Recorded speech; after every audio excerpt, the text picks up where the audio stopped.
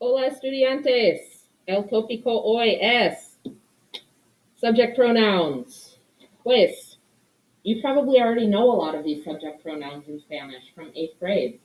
Do you remember some of them? See? I like these little pictures. The guy saying, I. En español, ¿cómo se dice? Yo. En español, you don't capitalize yo. Unless it starts a sentence, the Y is lowercase in español, unlike English. ¿Cómo se dice you? Two. And there is an accent mark. That's important. We need the accent mark. Otherwise, it means your. Y-O-R, your. Which is similar to you, but it's different, right? Like, if I said you are nice, that makes sense. But if I said your are nice, that does not make sense. Bueno. There's a more formal way to say you. You see how he's addressing this older guy, and you can tell he's older because he's bald and he's wearing a suit? Do you remember the more formal way to say you? Do you guys agree with Rose? Nod your heads if you agree. What good instinct. Ella es correcta. Usted can be spelled out, in which case the U is lowercase. And we can abbreviate it, capital U, D, period, in which case the U is capitalized. Bueno, tú is a more informal or familiar. Tú is a more familiar or informal way to talk to somebody. You would use tú to say you if you're addressing somebody that you would call by their first name. So somebody that is in your family, somebody that's a close friend, or really any friend, probably anybody that's about the same age as you or younger. You would also use tú to talk to your pets, because obviously you call your pets by their names.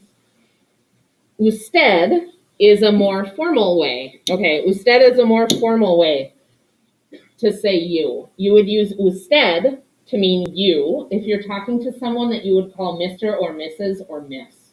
Like Ms. Schuster, one of the other Spanish teachers, or Mr. Reeves, the new principal here in the high school. You would use usted.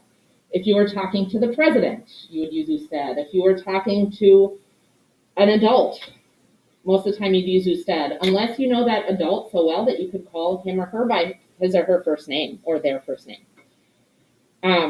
Somebody you don't know very well, somebody you want to indicate that you're being polite to, you would use usted to mean you, which is kind of different than what we do in English. ¿Cómo se dice he, she? I bet you learned this in 8th grade.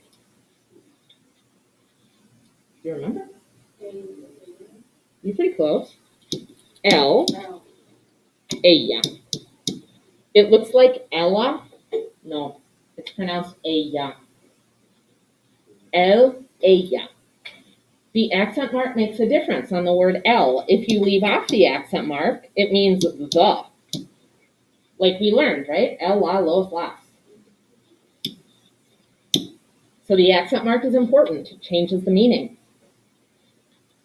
Bueno, we can call all of these singular pronouns. Come on, red marker, what are you doing to me? Usually it's only the green one that's obstinate.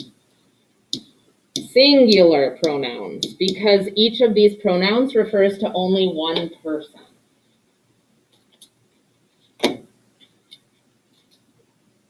¿Está bien? Questions so far? Now, as you look at your sheet, you notice in Spanish they have 4 ways to say you, whereas in English we just say you. Sometimes we say you guys, you all. If you're in Georgia, you might say y'all. And if you're in Staten Island, you might say yous guys. That's kind of a joke. But typically in English, we just say you, and you can mean you plural. In Spanish, they have 4 different ways to say you, and 2 of them are plural ways. Pues, hablamos. To say we, do you see this? Here's our little protagonist, and here's his friend, and he's talking about the 2 of them. I love these little pictures from 1966. There are 2 ways to say we. One of them is masculine, And one of them is feminine. Nosotros, nosotras. Do those sound kind of familiar? Yes. Yeah. So we use nosotros. Okay, cross your fingers. Green marker. We use nosotros to refer to a group of boys. And we use nosotras to refer to a group of girls. Have you seen those symbols for boys and girls, men and women? If not, okay, they refer to how you go potty. And that's all I'm going to say about that. You're going to have to use your imagination if you don't know, okay? We can also use nosotros to talk about a mixed group of boys and girls together. Mixed group. Even if there's only one boy and 99 girls, if we were talking about ourselves in that group of one boy and 99 girls, we would still say nosotros, even though girls outnumber the boys by so much. And that's just the rule in Spanish. That's just how it is. I don't make the rules. I just teach the rules. I know. Nosotros, nosotras. Both mean we. But we can tell a little bit about the group we're talking about based on the ending. To say you in a more informal way, the word is vosotros. And there's a feminine version of this word too. Vosotras. Otra vez. We use vosotros to talk about boys. We use vosotras to talk about you girls, you guys, you girls. And we can use vosotros to talk about a mixed group as well of boys and girls. Even if there's 99 girls and one boy, if I was talking to you all, 99 girls and one boy, I would still use vosotros. Ahora, this pronoun, vosotros, vosotras, is only really used in Spain, and not even the whole country of Spain, only in parts of Spain. So I'm going to pull this one out and put a big box around it and write España. That's how you say Spain in Spanish. España. And if you're in Spain, this is more informal or more familiar.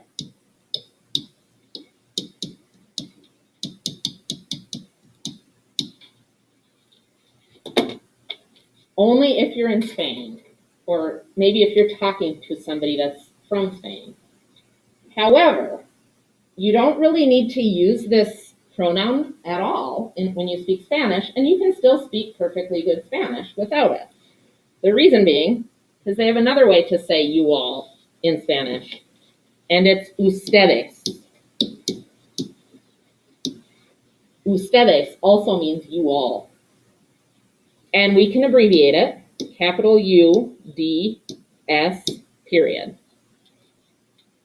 Ustedes means you guys, you all. Now, if you were in Spain, vosotros would be the informal way to say you all, and ustedes would be the more formal way to say you all. However, we're not in Spain. And for most other countries that speak Spanish, and there's like 20 or 21 of them, depending on how you count, like do you count Puerto Rico as a country when it's really a territory of the United States? Anyway, there's about 20 countries that speak Spanish, and almost all of them use ustedes to mean you all instead of vosotros. Whether it's a group of your friends or a group of politicians that you don't know at all, in most countries you would use ustedes to talk to that group. So don't worry about this Spanish form too much. Spain informal, Spain familiar. Don't worry about it too much. This is you plural. You guys. I know. The last one is they. Does anyone know this one? That's okay. There are two ways to say they. One is masculine, ellos. Can you guess the other one? Sí, perfecto. Ellos and ellas both mean they. Y otra vez, ellos is to refer to a group of boys. ellas is to refer to they, a group of girls. And we could use ellos to refer to a mixed group of boys and girls as well.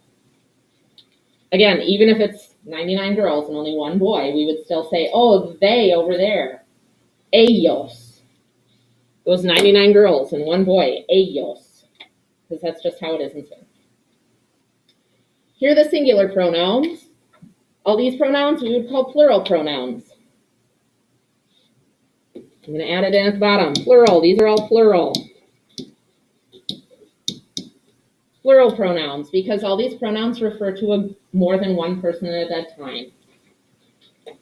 We could also categorize these pronouns as first person, second person, and third person pronouns. Have you heard the terms first person, second person, third person in English class when you're talking about a novel, for example? So we could add first person, and that includes yo, nosotros, I and we. Those are first person pronouns. What does that mean if a book is written in the first person? What that means?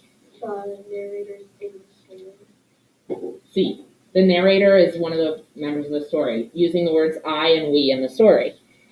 Oftentimes we read books in the third person, like he, she, and then who's the narrator? Is the narrator in the story?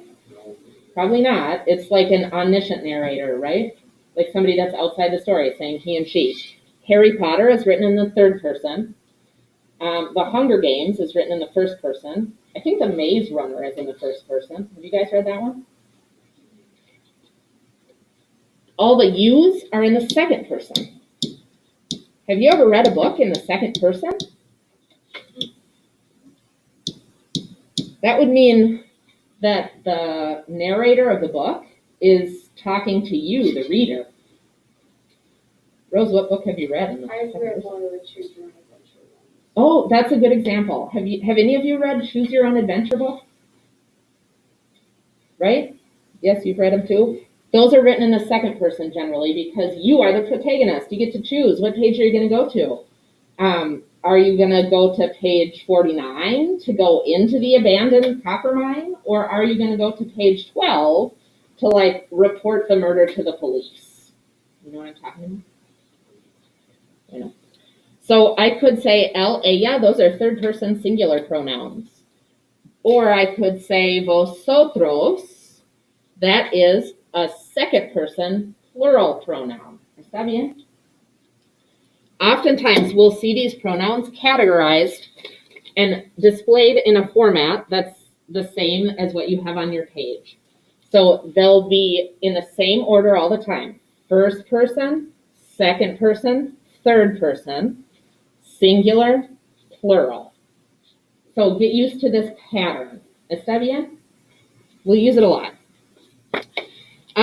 Is there anything else I have to say about subject pronouns? I think that covers it.